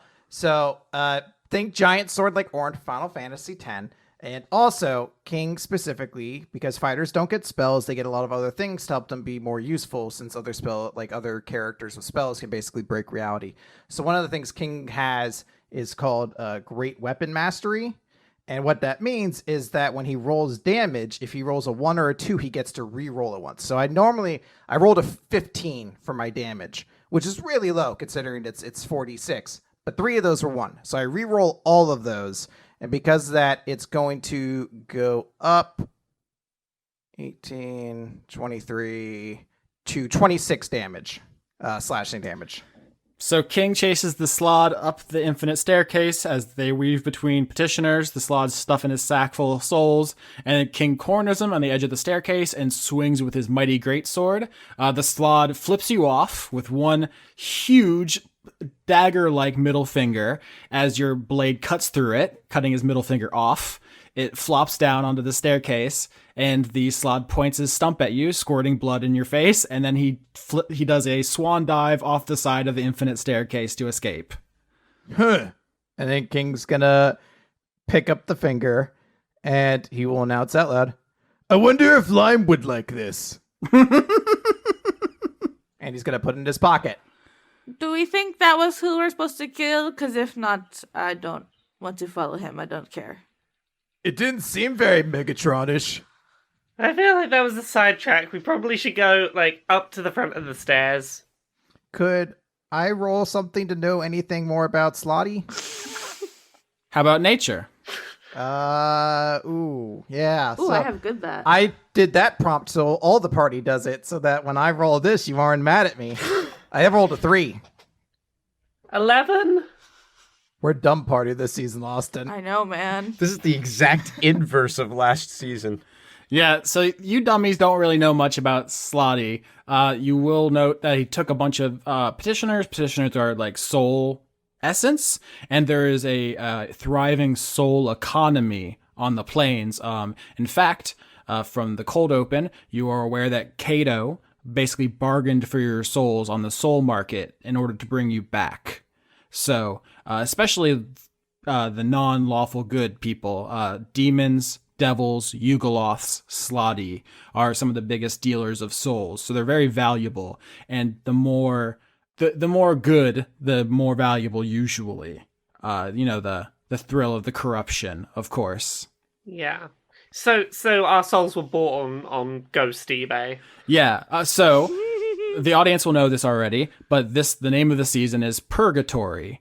Purgatory is actually not a plane in Planescape, although almost every other thing from mythology is. Purgatory is the name of the soul stock exchange where Kato works and where he bought your souls and where you can go back to your base between missions in addition to your own homes, wherever those happen to be. Going to the front of the queue seems the smart idea. Just run up to the front of the queue. Yeah. Oh, yeah, I'm just gonna keep wiggling on up there. I can fly. Yeah, so you continue your journey up the infinite staircase, and you will soon reach the gates. Is there anything you want to discuss on the way there? I like that guy. He was funny. Yeah, very funny. I don't know how to assess the challenge of someone who would flick an eyeball at me. I don't think it knows what it's trying to do, and I can't get a read on it. But that's what makes it so cool. You never know what they're gonna do. That's bad. But, what if I try and attack it and it just decides it wants to lose at that moment? That's not very challenging. I want a consistent challenge. So you have the finger in your inventory, King, yes? Yes, I'm keeping it. Okay, I want to keep that. I know. So Austin could do something with it later. Uh-huh. Yeah, that's why I didn't pick up the eye. Oh, I should have picked up the eye. You know what? I'm going to say this in character. So, if all these souls are money, why don't we just pocket as many of them and be rich? We're still learning our characters. We're just still learning who and what they want. That's a big moral quandary to episode 1 drop on a character and go, how well do you know how your character feels about this? Like, they're just lights, right?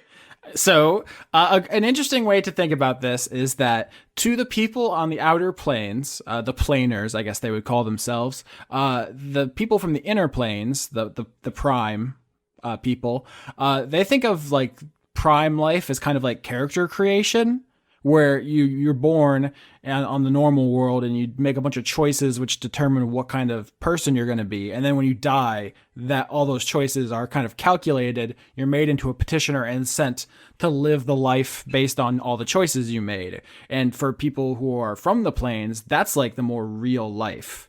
But people from the prime think of petitioners as like, they don't even have my memories. Like, how is that even related to me?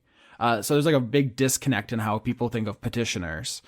So to you, they can just be balls of light. Just to someone else could be like, this is someone who lived and worked their entire life to get to heaven. This is like the best of the best, the nicest, goodest people.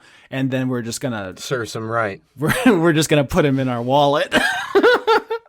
That seems complicated. King's going to stuff 3 petitioners in his pocket. In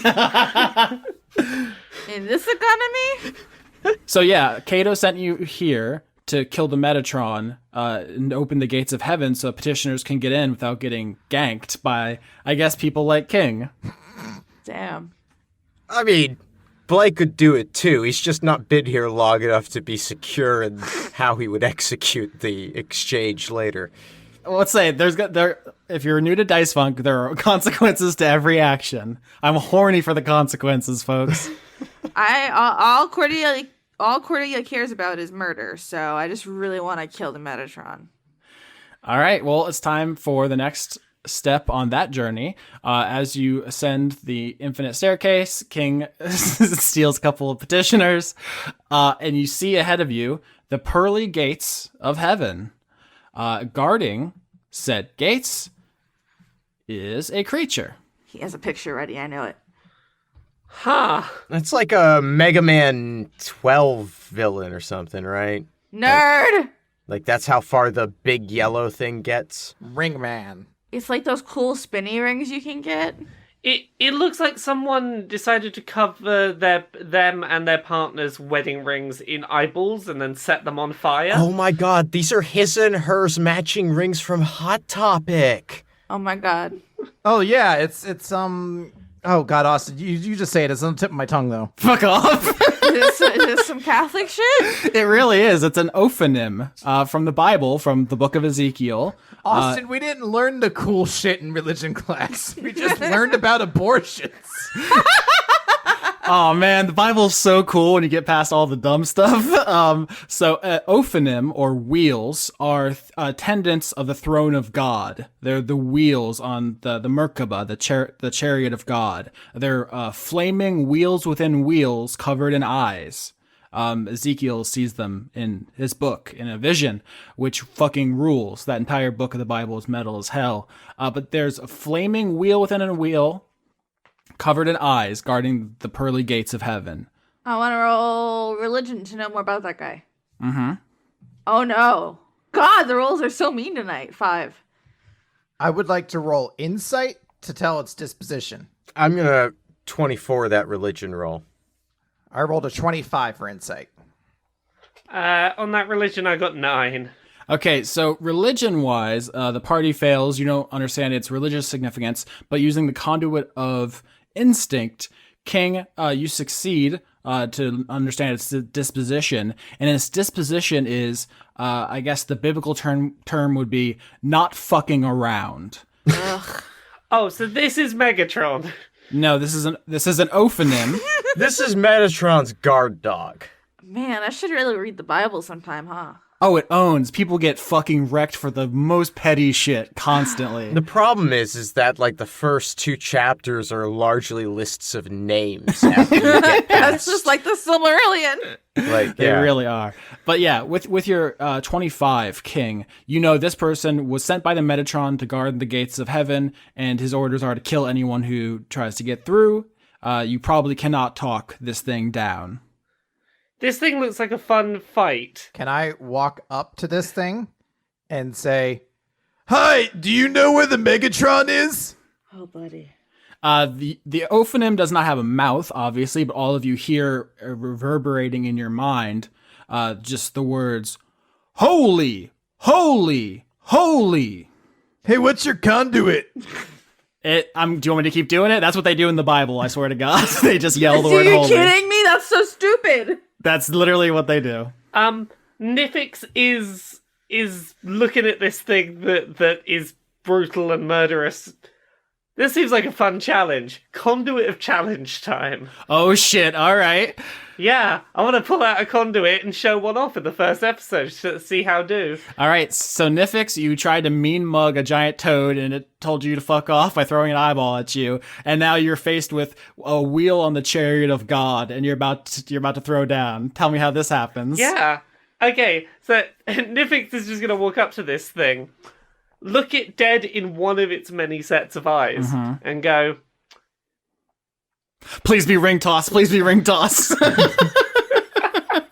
think it has to be now. I think it has to be ring toss. You and me, ring toss. If we fail, Oh my god. we'll bugger off forever. Nice easy deal. Just gotta throw some rings over some hoops. Holy shit. Okay. Holy fuck, this is so good. Alright, so I guess the rest of the party, do you want to be the what are they called in ring toss? The things you throw the ring. Pegs? Yeah, the pegs. I feel like I would have to be a ring. I think I was thinking that Nifix would have to heave one of the flaming rings, and then the other ring would heave itself. Oh my god. Okay. Yeah, sure, let's go for it. All right, I don't know. So the thing about Nifix's conduit is we're going to customize each of the challenges to the specific thing. Do you have an idea for how to work this out, or do you want me to pitch you something? The only thing I thought about in terms of how to make, like, Nifix is obviously very, very tiny to do big ring toss. Mm-hmm. I do have a couple of spells that could potentially facilitate picking up that big ring. I've got stuff like Mage Hand, Enlarge, Reduce, stuff like that could get me Oh yeah, that's good big shit. enough to... Yeah, so I'm thinking, like, use a cast of Enlarge and Reduce to maybe make myself big enough to hold one of these flaming god rings. Okay. Enhance. Use Mage Hand so I don't burn myself to throw my big ring. I don't know mechanically how we rectified did I throw it good or not, but that's where I got to. I guess roll an attack against one of the party members you're going to throw the ring at with advantage because you okay. So the scene is you walk up to the Ophanim, you say ring toss for the gates of heaven. It says holy, which means yes, and then what do? You just pull out your Game Boy? How do you enlarge? So Nifix pulls out like a gaming handheld and like plugs it into some like power bank on their belt. The whole thing starts glowing and just starts like tapping buttons, and the more like it's like if you're trying to do like an Elite Beat Agents or something, like, you know, you're tapping the buttons in rhythm, and as it's happening, just Nifix is getting bigger and bigger the longer they keep their combo going. All right, and so you're gonna grab. So the Ophanim is wheels within wheels. You grab like the outermost one with your Mage Hand, which is now giant. Pull it off, and you're gonna throw it at one of your party members. Make that attack. Which party member would you like to throw it at? It's not me. Yeah, that's the question, isn't it? Who's the least squishy member of our party? King. Significantly me. I mean, so you're gonna want to hit AC to get the ring around it. So you want to hit the squishiest person. You want to hit the least. Oh, who is most the squishy then? My AC is 14. We heard from earlier that Conrad's is below 13. Yeah, it's 12. Damn. So Yeah. So Blake is free real estate. Yeah. Just a guy. Okay, I'm gonna go for Blake then. And just for context for anyone that's new, AC armor class is how hard it is to hit something. So I botched that, and I got a 9. Oh What is with dear. all these botches tonight? Why is roll 20 so rude? Okay, so Oh, I guess instead of landing it at around Blake, you just wang Blake in the face with a flaming wheel. Oh, ow. Can 5 seconds after he gets hit, King yell out, "Watch out!" oh, wait! I've just realised you said to roll with advantage. Yeah, did you not? Yeah, you rolled Oh, I didn't roll with advantage. 9 and a botch. 9 was a religion check earlier. That was a +5. Oh, okay. Okay, let's rewind that back. It's very funny to hit Blake in the face, though. Yeah. Okay, 22. Oh, now Blake's throw fine. that ring around Blake. Sorry. Tie. I mean, I think the coolest flavor is establishing Blake's specialty is it looks like he gets knocked down the stairs and then he dispels the illusion he cast and he's just standing there in the middle of the ring. Because that's really your whole thing. That is really his whole thing, yeah. Can you make me a deception check, Blake, let's fold this into the narrative. Because maybe you fool the Ophanim in trying to aim for a fake Blake. A fake Blake. Blake I mean, fake. Fake Blake. I can cast mirror image to make Flake. there. Yeah, be if you want to do 3. that. Yeah, that's what I will do. Hell yeah. All right, so now the Ophanim's turn. He doesn't know what's going on. Once again, I'm going to accidentally fuck up the pronouns because I'm a dumbass, but it's they, them, this wheel. 17 to hit the mirror image, so that succeeds. He rings around the rosy there, and then you dispel it, and he is sad because he lost. They lost. But now it knows it's fake, so the mirror image is defeated. So it's 1-0, and it's Nifix's turn again. I guess this is is it first to 3 or best of 3? Because if it's best of 3, you can win on this shot. Oh, best of 3. Oh God, I shouldn't have given you that choice. See, here's the thing. First to 3 is sensible. Best of 3 is a challenge. Do I still get advantage? Oh, for knowing the party members. No, now the Ophanim knows that there's illusion magic in play, so you lose your advantage. Okay. I'm gonna go for Dude Brosworth again. Well, no, you can't hit the same person. You got to get a different one. Oh, okay. Who's next in squishy order is Cordelia? Correct. Yes. Okay, yeah, I'm gonna go for Cordelia. Oh, 13. My AC is 14. I thought you said it was 13. No, Oh. it's defo 14. All right. Oh no. Now it's the Ophanim's turn. He's going to throw at Cordelia as well. 11. We've 2 misses. What do you Suck do? my dick. Okay. Every character Lauren plays has that as their catchphrase somehow. Okay, I'm going for Cordelia again. 12. Nope. Now we're just going back and forth throwing rings at her. There's just a pile of rings like she's just got hit in Sonic the Hedgehog. Tiny gnome, why you no throw better? 14. That would hit, yeah. Does that hit? It does. It's 1-1. All right. Oh, damn. Next point wins. It's Oh. Nifix. Can I still go for Cordelia again? Because I've not successfully got a ring on. Now I think it's a battle for King. Oh, what's your AC? 18. Jesus Christ. Well, if I get a 10 or above, which is like midpoint, if I can hit midpoint on the dice, I'm fine. This is a good time to establish your patron, Cordelia. You talked before that you have a raven called Gustav who follows you around, who you can turn into. You can meld your bodies together and fly around as a raven. He's also where your spells, you can do kind of cool spell stuff with him. But Gustav is also a direct line to your girlfriend. Okay, I'm going to pick him up like a phone receiver and put him against my ear. Like belly to the ear. Yeah. So do you want to describe Lynette for the audience before I commit to a voice for her? I think she's tall. Statuesque is the word. In her human form, obviously her I guess standard form is just a giant flesh-eating raven. Yeah. Which is pretty big, so I feel like in human form she's still like tall and maybe like elfy, but like goth elfy. Yeah, Danish folklore kicks ass. Good job, Like- Danes. Like Mirkwood versus Rivendell. Resting bitch face. Condescending, but like in a good way. But in a good way, huh? Like pretentious, not like condescending, but she's a little pretentious. That's okay, I am too. Also, Lynette is the conduit of patronage. Like, her actual ability is that she can lend her supernatural powers to other people. She's a very team-oriented player, so her conduit ability is that you have all the magic of a Valorov and all these incredible warlock powers. So that's why you can just call her at any time. Normally, that's a spell slot, the spell sending, but you're connected through her conduit ability. Hello, my pumpkin. You're a My little gourd. I was gonna say, mushy mushy. It's the most pretentious way. Sweetheart, are you back on that weeb bullshit again?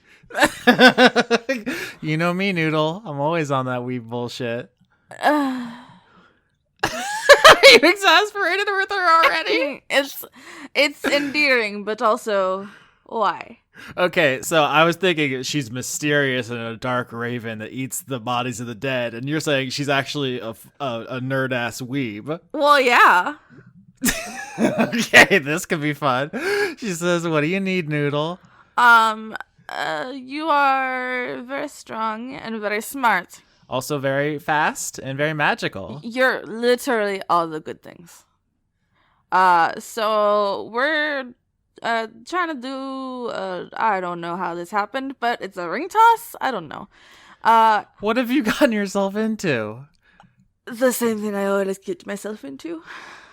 Fuckery. Well, yeah, you were hired to stab a guy. Yeah, well, it's there's more to it than just stabbing a guy. He's like hiding. I don't fucking know. There's rings. They're tossing them over people.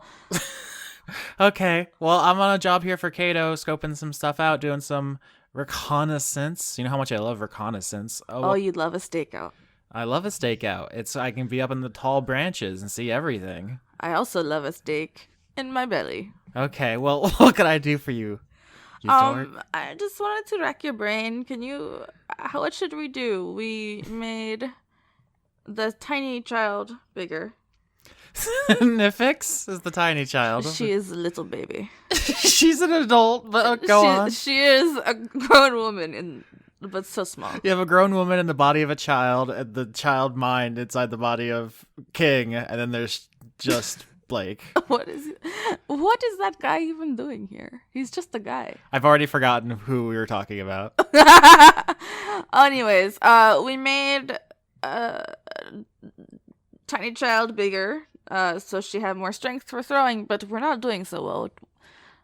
What in all your infinite wisdom? The infinite wisdom that is needed to conquer the child's game of ring toss is that, well, if you try to throw a ring at something, it would help to make the thing you're trying to throw at easier to hit, or the reverse, the inverse, the converse, the convex. So we either make Lizard Man small, or we make ring big. Those would be my two suggestions, although small lizard is very easy to eat. I can tell you from personal experience, may be dangerous of the two choices. But it would be very funny. It would be very funny. Have you ever eaten a lizard folk?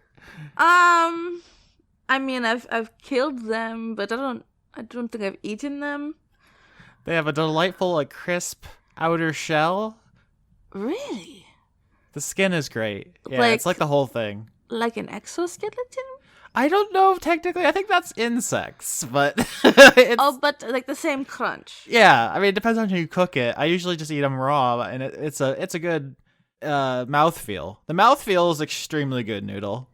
So, put in the schedule, try to eat Lizard Man. In the planner, we have a diary. We have a planner that we keep together. Yeah, yes, of all our daily events. There's an app we just update in the cloud. Exactly. I'm gonna go tell the tiny child how to win. Hopefully murder some stuff. You have a good stakeout. Bring me back something. I always do. Or someone. Part of someone. Bow, chicka, bow, bow. What? Oh, you said someone, and I started making that noise before you said part of someone. No, actually, it still works. No! And then she turns into a raven. Even though you can't off screen, she turns into a raven and flies off to do work for Kato. Can I enlarge two things at once? Myself and the ring? No, you would lose your concentration if it's a concentration spell, but Yeah. you could throw the ring and then enlarge it in midair. Ooh, I do like that. So if I did that, would that get me advantage on getting the ring on the thing? Yeah, I think in addition to advantage, because you're big, you would also get an additional bonus for the size of the ring. I'd think +5 on top of whatever you get. Okay, so my regular roll +5. And we're trying to hit 18. Okay, so I do it that way for now. First roll. 19, that'll do it. Oh! All right, so describe to me what you do, Nifix. So Nifix pulls down a little VR visor, like your Google Glass or something, just to have a bit of like a video game overlay, and has like the trajectory of where the hoop is gonna go and all of the variables going on, and throws the ring, shrinks, enlarges the ring mid-throw, and watches it go down neatly around King, not doing anyone a murder by accidentally hitting them with a flaming god ring. All right, so King, a giant ring lands around you, and the eyes turn and look at you. All of them all these flaming eyes on this giant ring, burning with anger. How do you poop? Oh my god! All right, so the conduit of challenge binds the Ophanim to his promise. He cannot stop you from exiting the gates. Do you just leave him there, scattered over the stairs? Like nudge him over to the side. Okay, just push the rings into a pile. Yeah, it's like the pile of coats you have sort of near the front door. It's just like, yeah, it's fine, it's out of the way. I want to carve a chunk off. Well, that's gonna start a fight. Aww. I mean, it just is. It's a guy. Fine. Okay, well, you can. I'm just saying there's consequences. The consequences being awesome. Okay. So, can we just like open the gate now? Well, okay, so the party kicks the Ophanim rings to the side and gathers at the top of the staircase where the pearly gates of heaven are. They're, actually made of pearl, resplendent and shining with light, and they seem to be barred with, flaming chains. What do you do? So, Open. wild idea. I have this spell called Cone of Cold. Mm-hmm. It's like an attack, but could I cone the flaming chains so that they get frozen and then we can break them with like a pickaxe or something?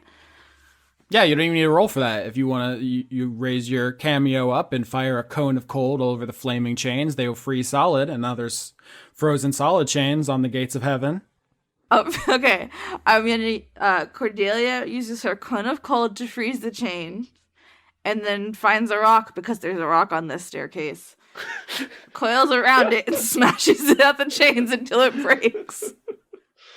Because that's how indigo snakes kill their prey. Okay, so everyone sees Cordelia going apeshit on the gates of heaven. You just watch her smash them with a rock? I mean, it's one way to get in. That's not what I would have done. A lot of attention, but Hey, you, And he's gonna pull out the petitioner souls. He's like, do you think I can make these into a lamp?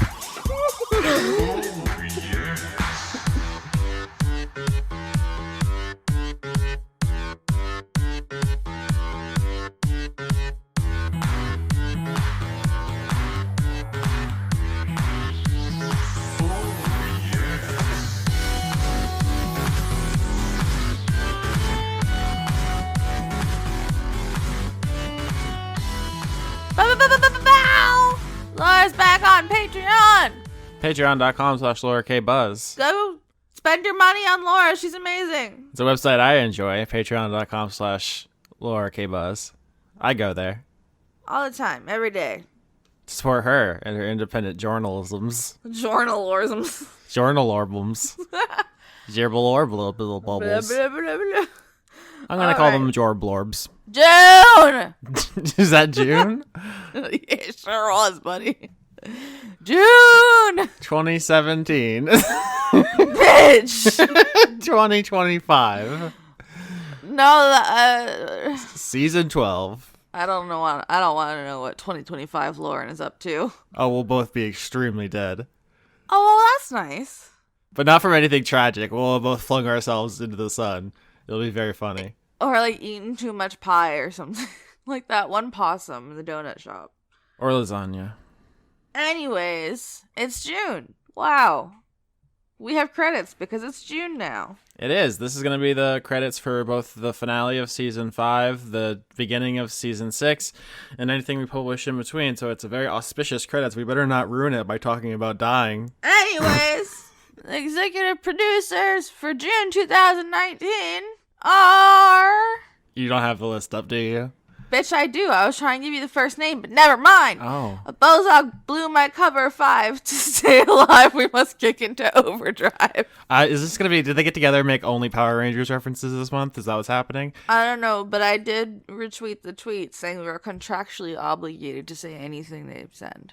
That's self-sabotaging behavior. You really should talk to your therapist about that. A nudist druid, also known as a nudid. It sounds like newted, like Pingu. A werewolf with a Chinese menu in his hand. Aaron Palavin. Abigail Grace. Adrian Y. Aftershock, conduit of a jumping spider with water droplet hat. Aki Savalainen. Albert West. Aaliyah. Alex Vepra. Allison the Purple, conduit of unseen, half-finished fan art stash itself.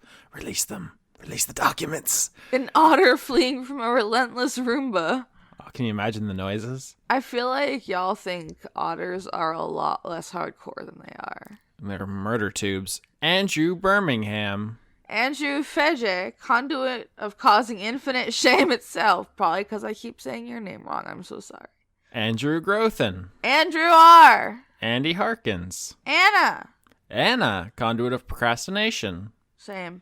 Anthony, patron Adora. Arachnivolt, keeper of the credit prison and sentinel of E3 hype. Fear me. George, you hear about the George R. R. Martin game from the makers of Dark Souls? Gonna be lit. Oh. You don't care. Arcanist of...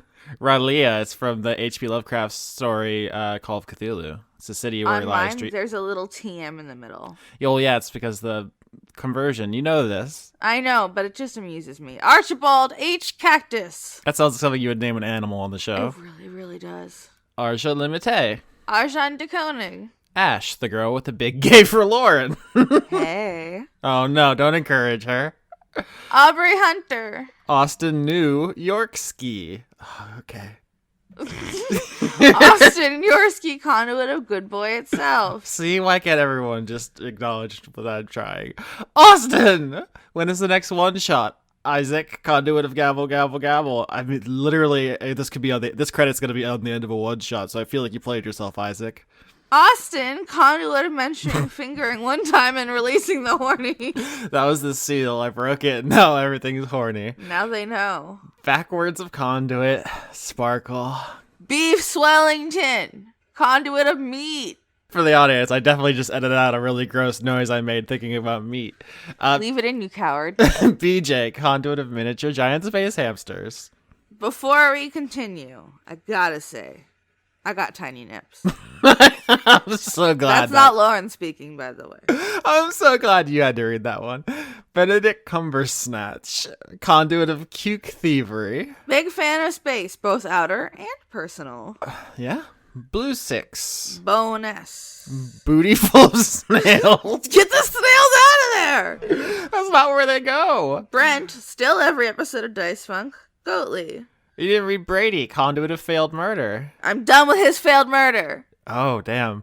Callum, fuck yeah, it's Pride Month. Turner. That also explains why Ragnar died in the finale. Spoilers for the episode you just listened to, is because there's no cops at Pride. Hell yeah! Cameron Abbas. Can anybody suck Lauren's dick, or is it invitation only, asking, and then it gets cut off, but presumably asking for a friend? Listen, just DM me. No, don't. Nope, it's not appropriate. Everything's appropriate.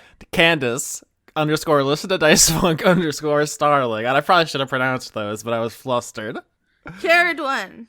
Charlie Chalkley, said not for whom him's penis breaks, it breaks for thee.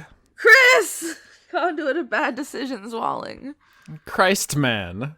Every time I do anything, that's Austin's response. Christ man. Christopher Charlo. Coho Blast. Damn.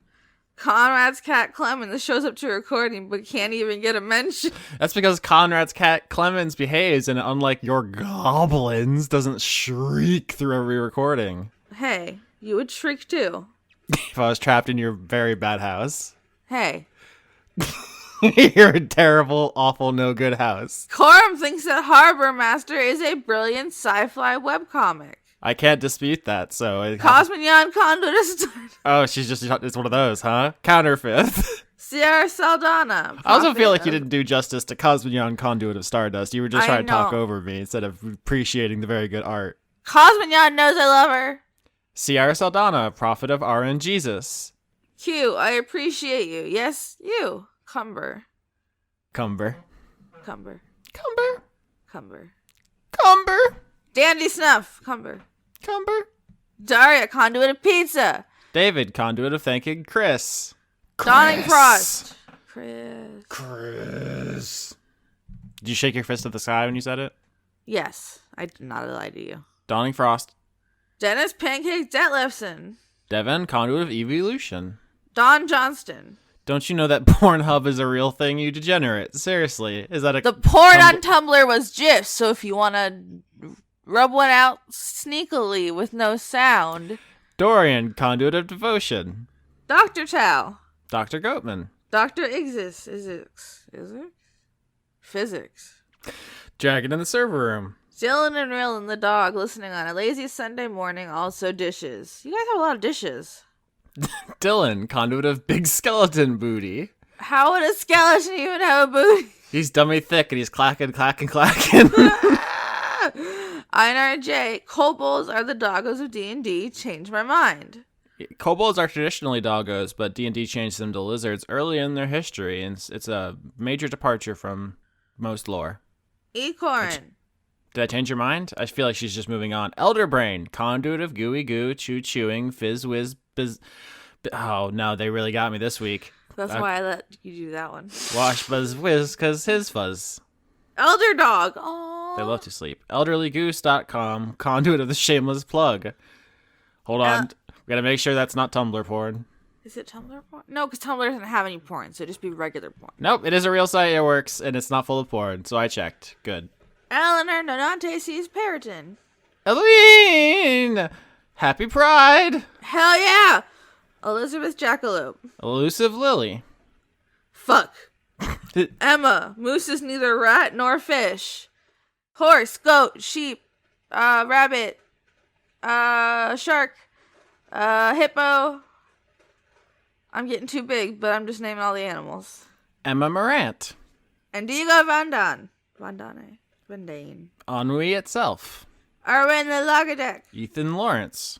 Evie, conduit of triad, elemental pugilist. Is that a video game?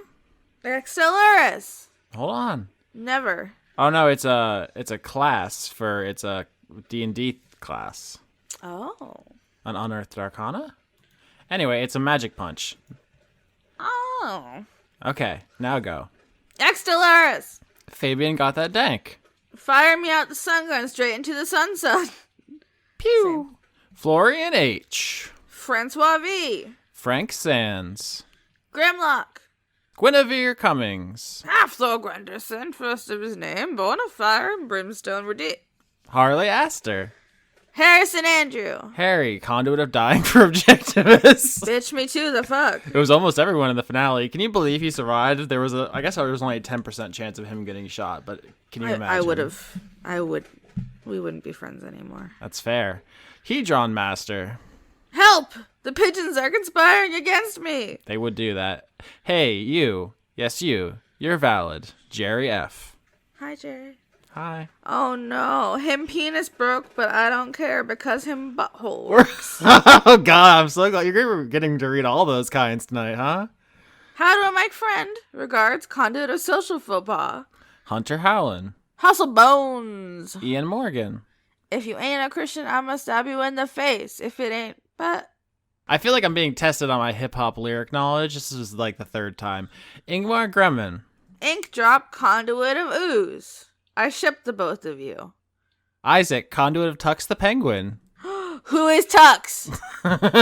That's all she cares about now. This is going to be the next 5 episodes. Congratulations. I can't read the next one because umlauts. It's just it's nonsensical characters. It looks like kayak, but in like spooky text. Jade's 7 sexy snake sisters. James Neely? Was that a question? I did it like that on purpose. Janiac, conduit of ensnared by tentacles.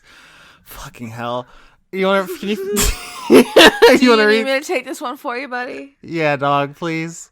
Janiac, conduit of ensnared by tentacles, oozed on and rubbed vigorously.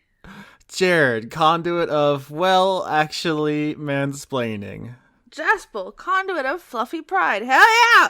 J. Logan, conduit of queerness itself. Happy Pride! J.ish Wizard, the Wizard of J. Jealous Goddess. Jess. John Kerry, but not that one. John Potts. Johnny's number 3 fan. Obviously, Leon and myself are 1 and 2. Oh. John Barnett, conduit of always trying to catch up, but never quite. Never quite making it, I assume. Joseph Tombrello. Josie, conduit of the dragon hatched next door. Jewman Jack. Julian Phillips, conduit of Kaizen. Just a jester. Justin, conduit of pain you cause only makes me stronger, Austin.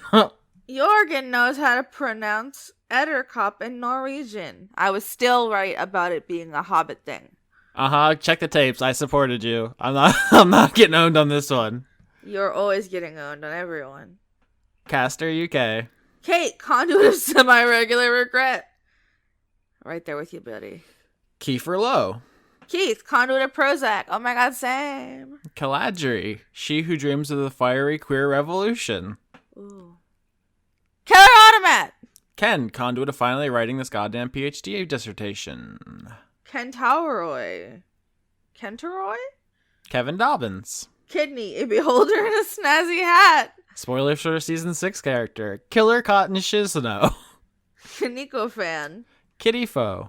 Not thing. Kodiak and Luke Albuquerque, conduit of good belly rubs. Christina, conduit of gay trans lepidopterans and bozlogs at Pride. Kicks and flaps for everyone. Hell yeah. Criterion, conduit of Caleb is my boy. Kyle Basvick. Kyle, president of the Drop Goodwood fan club. Lana Seawolf, Lady of Bones. Lauren's Duckling. Lauren Cates, conduit of a moist, fleshy, pulsating Maxwell slug bozog. You got to say all the words you like. Okay, hold on. Loki, tattooing no regrets. Is Moose a cactus? That would be quite a plot twist if Moose was a cactus. This would be a real bamboozle. Ludovico Limited. Luke Powers. Luther the Villain, conduit of insolence. Joe. The Cult of Gorfanax. Master Rank, Dreams of Electric Sheep. Matt Collier. Matt Lackett is grateful for Dice Funk and New Century. 2 excellent podcasts. I like how even when we know what they're trying to say, we cut it off dramatically. I think it's good for the jokes. Matthew B. Hare. Matthew Schultz. Maximum Side Boob 4, son of Side Boob. Chris, is that you? The set does sound like Chris. Uh-huh. Majin, conduit of binging 20 episodes to catch up with the finale. It would shorten the amount of time you're in agony from all the sadness. Oh, that's true. Mel Bent. Melissa, conduit of loving Joel. Melissa Nielsen. Mel Tyke, conduit. You want to just start the credits over? No, I'm on fire, bitch. Mel Tyke, conduit of bad jokes. Michael Groman? Nobody knows. Michael Hall. It's Michael Hall. Michael Minkler, conduit of Fisher Fisher? I think it's Michelle Minkler. Oh, that makes sense. Michelle Minkler, conduit of Fisher Fritz Fished Fresh Fish. Midlife Stasis. Mike Draws. Miko from Finland. Miles and Rose, conduits of yin and yang. Modified Matthew. Morgan Rapp. Mr. Willie, Phoenix Steven, Lesbian Seagull, Pooh Bear Shaker. My personal favorite patron. He tricked me.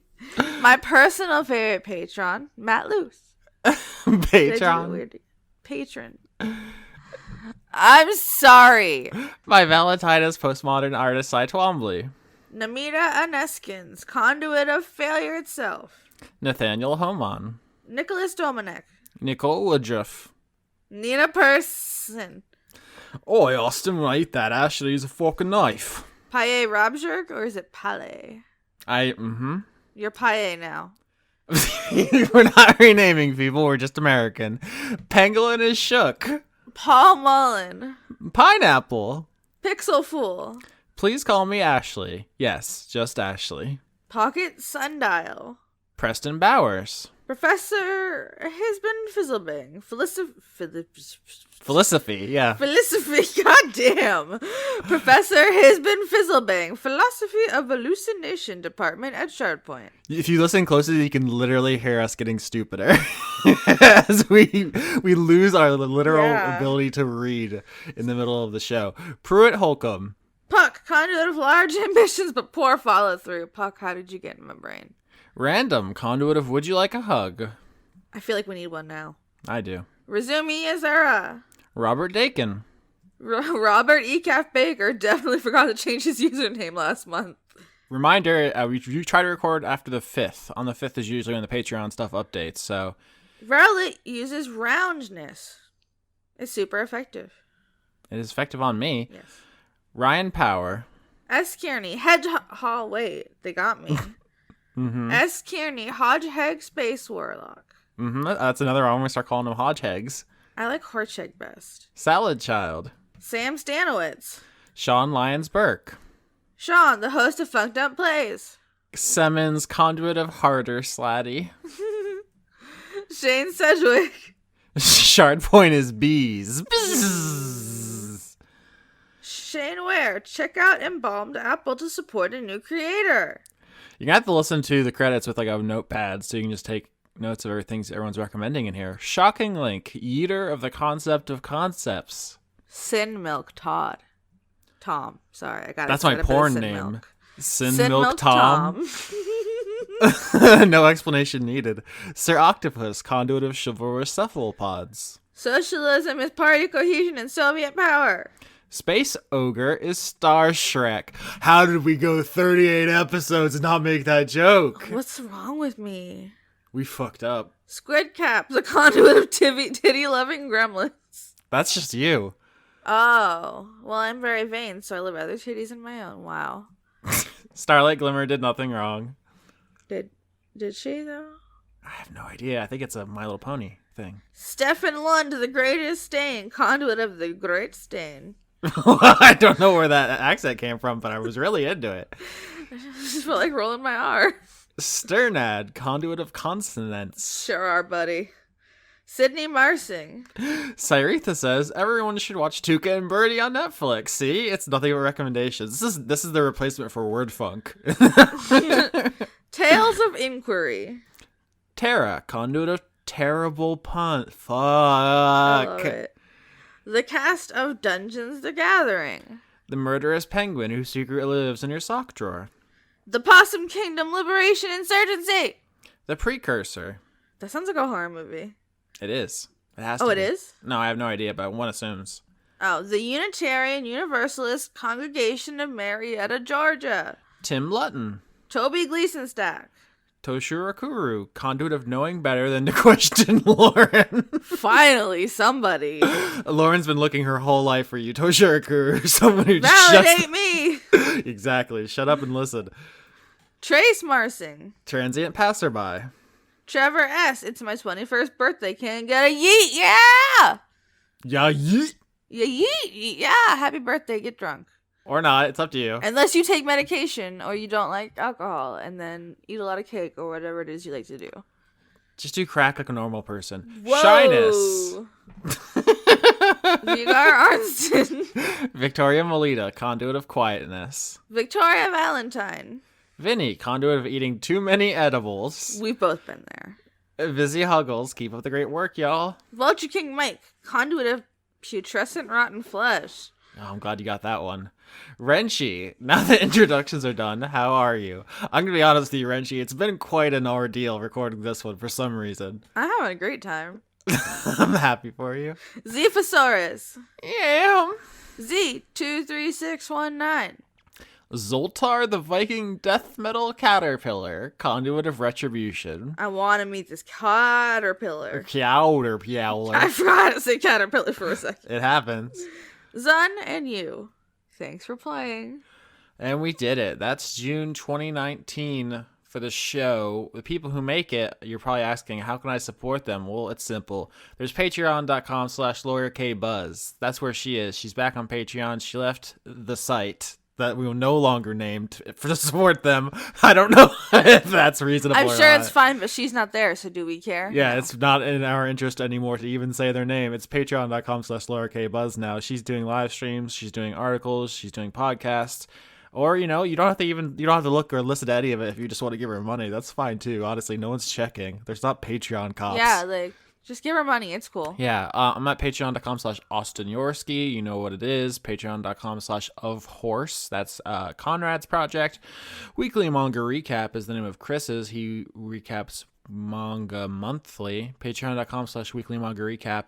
Skitch is bandcamp.skitch.com/skitch/_sketch.bandcamp/ Camped up and, yeah. plus dot. minus sketch. I'm here sometimes. Mm-hmm. I don't do anything, but you can just send me money if you want to. Yeah, the description of this episode has the link, paypal.me/Rargalicious.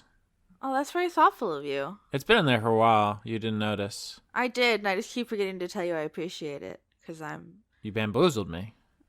Yeah, I notice things. Uh-huh. I mean, iTunes is going away, so who gives a shit about iTunes anymore? It is? Google Play. You gotta keep up on the tech news, Lauren. This is our tech podcast. Yeah, iTunes is getting fucking owned. There's cats, and we gotta talk about Conrad's cats, because somebody was very upset about it. You can't download our podcast on cats. Google Play, Podbean, YouTube.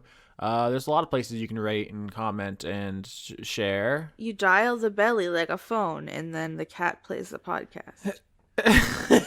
Do cat bellies really need like a spokesperson? I feel like they're pretty universally enjoyed.